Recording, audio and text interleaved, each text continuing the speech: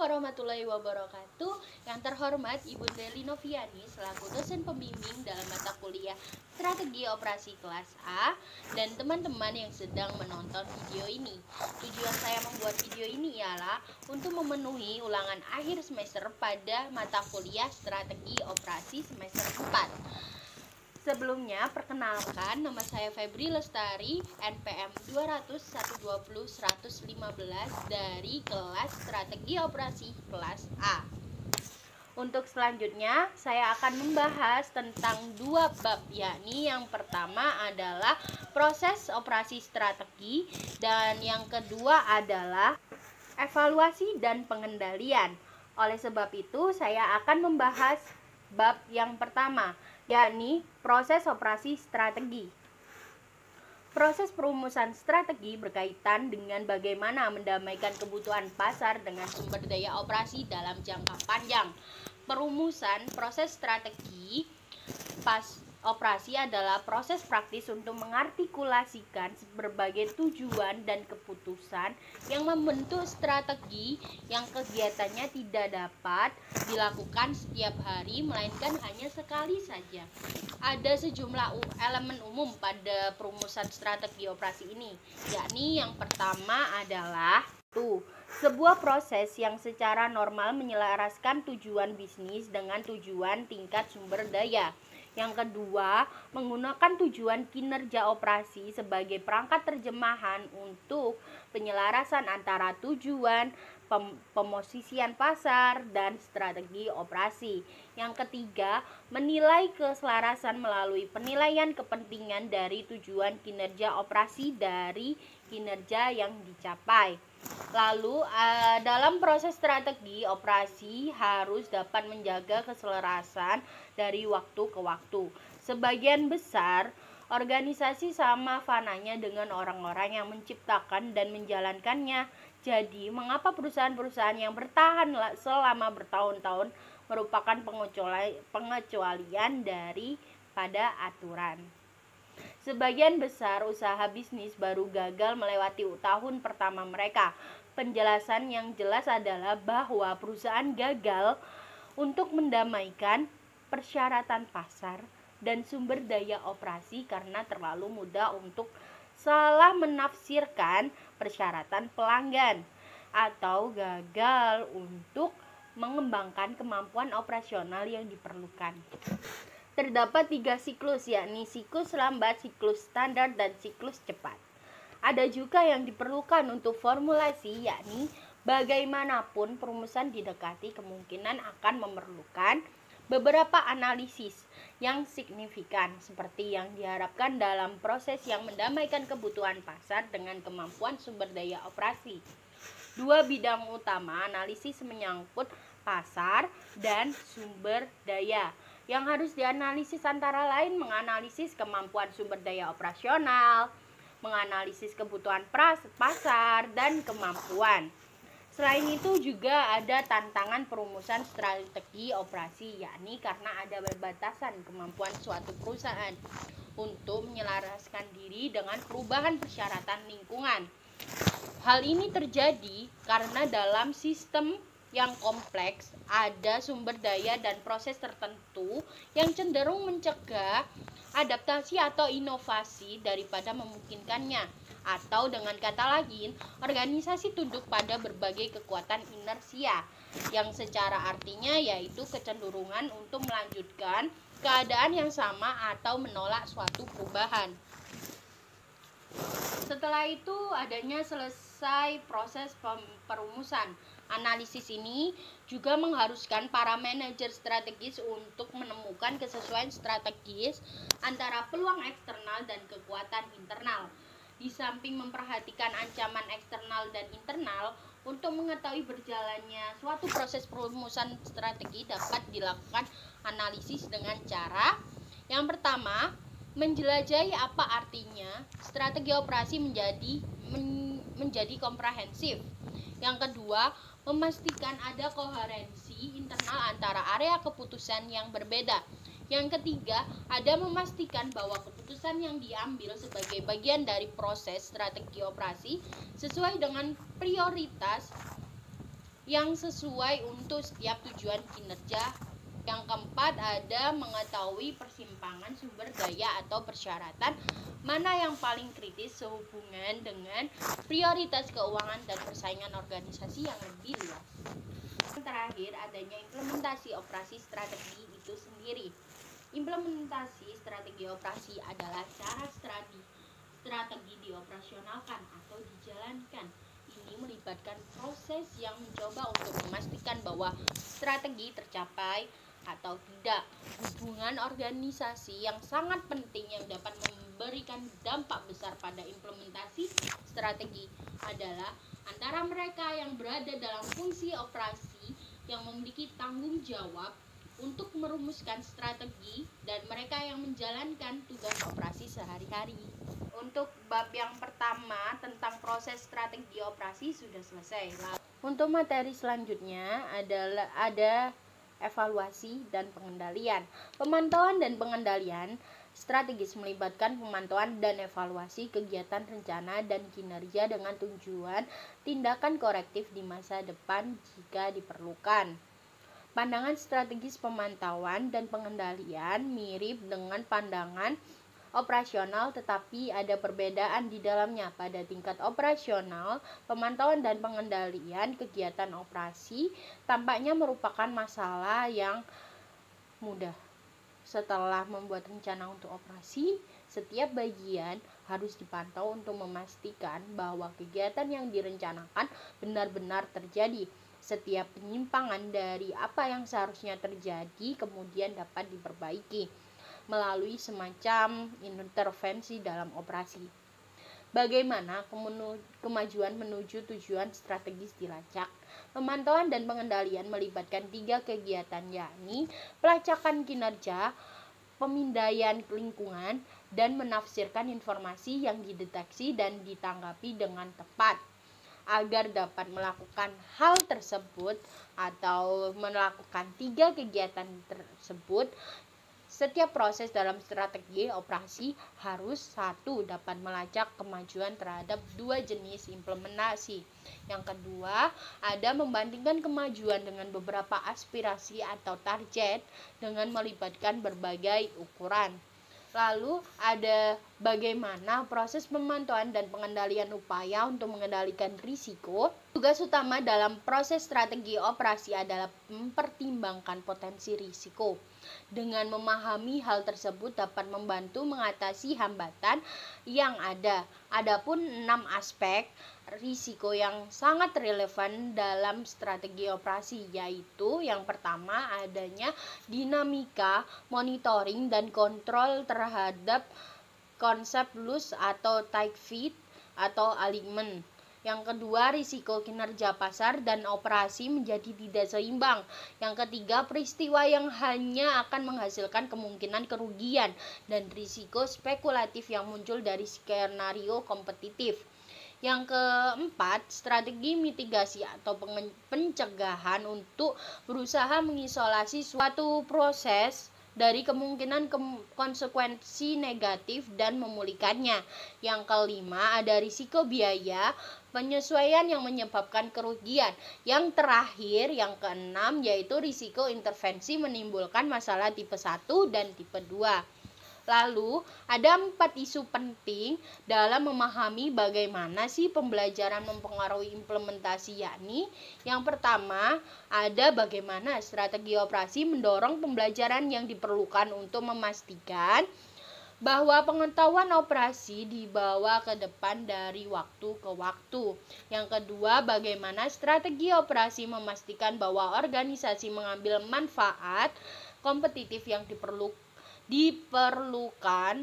dari pengembangan pengetahuan operasional. Yang ketiga, bagaimana operasi memperhitungkan fakta bahwa inovasi yang berasal dari pengembangan pengetahuan operasional memiliki momentumnya sendiri dan sangat bergantung pada jalurnya. Yang terakhir, bagaimana operasi memperhitungkan interaksi antara tingkat sumber daya dan perubahan proses. Lalu saya akan memberikan contoh dari kedua materi yang saya telah sebutkan tadi. Saya mengambil contoh dari PT Unilever Indonesia Tbk. Proses manajemen strategi PT Unilever Indonesia Tbk. Yani sebelum pada pembahasan tersebut, saya terlebih dahulu PT Unilever itu sendiri. PT Unilever Indonesia berdiri pada tanggal 5 Desember 1933. Unilever Indonesia telah tumbuh menjadi salah satu perusahaan terdepan untuk produk home and personal care serta food and ice cream di Indonesia. Tujuan dari perusahaan ini yakni mereka bekerja untuk menciptakan masa depan yang lebih baik di setiap hari dengan membuat pelanggan merasa nyaman, berpenampilan baik, dan lebih menikmati kehidupan melalui brand dan jasa yang mereka tawarkan, serta memberikan manfaat untuk mereka maupun orang lain, serta menginspirasi masyarakat untuk melakukan tindakan kecil setiap harinya yang bila digabung akan membuat perubahan besar bagi dunia, dan senantiasa mengembangkan cara baru dalam berbisnis yang memungkinkan untuk tumbuh sekaligus mengurangi dampak lingkungan. Pada kali ini saya akan membahas tentang proses manajemen strategi dari PT Unilever Indonesia yang terdiri dari dua hal yang berkaitan satu dengan yang lain, yakni yang pertama ada strategi formulasi dari PT Unilever yang terdiri dari 3 strategi, yakni yang pertama ada strategi korporasi, ialah salah satu strategi yang berisi tentang keputusan yang dibuat oleh manajemen puncak dan terdiri dari penentuan cakupan serta tujuan bisnis yang diperlukan untuk mencapai sasaran-sasarannya.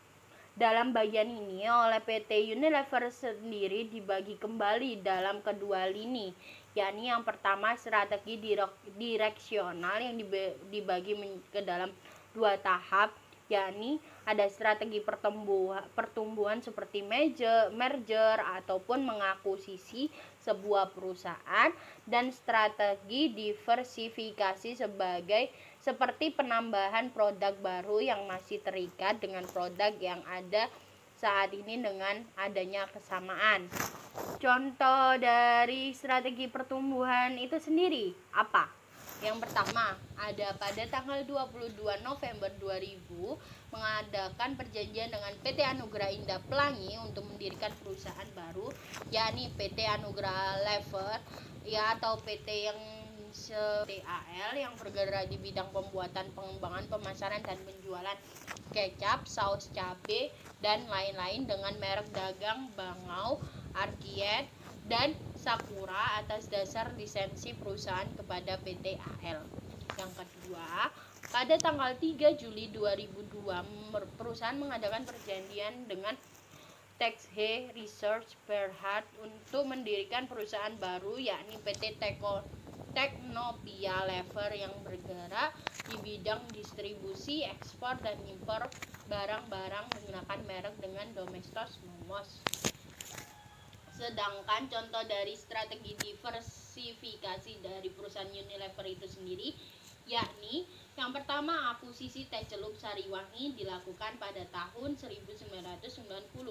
Yang kedua ada kecap Bangau tahun 2000, dan yang ketiga ada Taro tahun 2003. Selanjutnya ada analisis portofolio dari PT Unilever itu sendiri. PT Unilever Indonesia menerapkan berbagai strategi, yakni market penetration, product development, relative diversification, dan divestiture. Semua ini jelas sesuai teoritis dengan hasil generating strategi di tahapan strategi formulation.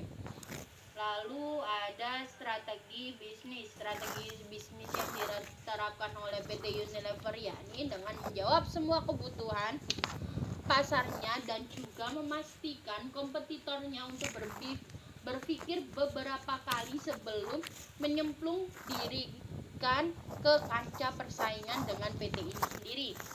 Yang pertama, mereka akan berfokus pada peluang pasar. Yang kedua, memimpin pasar dengan menawarkan harga rendah. Yang ketiga, diferensiasi produk. Dan yang terakhir, menguatkan keakraban pelanggan dan pemasok. Lalu ada strategi fungsional. Strategi fungsional sendiri ialah rencana tindakan untuk mencapai tujuan bisnis jangka pendek, rutin, atau tujuan sehari-hari untuk mendukung strategi tingkat perusahaan dan bisnis. Dalam hal ini, PT Unilever membagikannya dengan 4 bagian, yakni yang pertama ada strategi manajemen keuangan. Perusahaan ini sedang berfokus pada pertumbuhan organik seperti peningkatan omset penjualan, laba perusahaan, dan menekan struktur biaya. Ketika perusahaan ini melakukan akuisisi, perusahaan ini akan menggunakan dana keuangan internal, tidak perlu injeksi dari pusat atau pusat dana kantor, dan hanya mengakuisisi jika bisa mendukung bisnis utama Unilever yang telah ada. Yang kedua, strategi manajemen sumber daya manusianya. Salah satu kekuatan dari PT ini ialah pada kualitas sumber daya manusianya yang baik, karena perusahaan ini menyediakan atau secara rutin merekrut lulusan baru dari universitas terkemuka, dan setelah itu para lulusan ini akan diberikan pelatihan sistem produksi, pemasaran, dan keuangan selama 3 bulan. Terus yang ketiga ada strategi manajemen operasional, adalah penyertaan, merangkul perbedaan, menciptakan kemungkinan dan perkembangan bersama-sama untuk bisnis yang lebih baik di kinerjanya. Yang terakhir ada strategi pemasaran, harus memperhatikan 4 komponen pokok bidang pemasaran yang harus dikendalikan, yakni produk. Perusahaan Unilever akan menciptakan brand masing-masing pada setiap produk dengan menonjolkan keistimewaannya masing-masing. Selain itu, komponen price atau harga seringkali memberikan potongan harga langsung di tempat pembeliannya. Selanjutnya ada place atau tempat. Perusahaan ini akan mendistribusikan seluruh produknya dari mitra agen kecil sampai kepada agen besar. Lalu yang terakhir ada promosi, penjualan dengan berbagai insentif jangka pendek untuk mendorong keinginan seseorang untuk mencoba atau membeli sebuah produk. Lalu ada hubungan masyarakat dan publisitas dengan berbagai produk diciptakan yang dapat membangun citra baik dari perusahaan ini. Jadi itulah formulasi dilakukan oleh PT Unilever Indonesia. Selanjutnya kita akan beralih pada implementasi dari perusahaan ini yang terbagi menjadi 3 bagian juga. Yakni yang pertama ada program dari PT Unilever yang salah satunya adalah CSR, Corporate Social Responsibility. Contohnya seperti yang pertama ada Global Public Private Partnership for Hand Washing with Soap. Kampanye cuci tangan dengan sabun yang dengan brand Lifebuoy. Lalu yang kedua ada FDI World Dental Federation, program edukasi kesehatan gigi dan mulut oleh brand Pepsodent. Lalu yang ketiga ada program pelestarian makanan tradisional yang brand Bangau.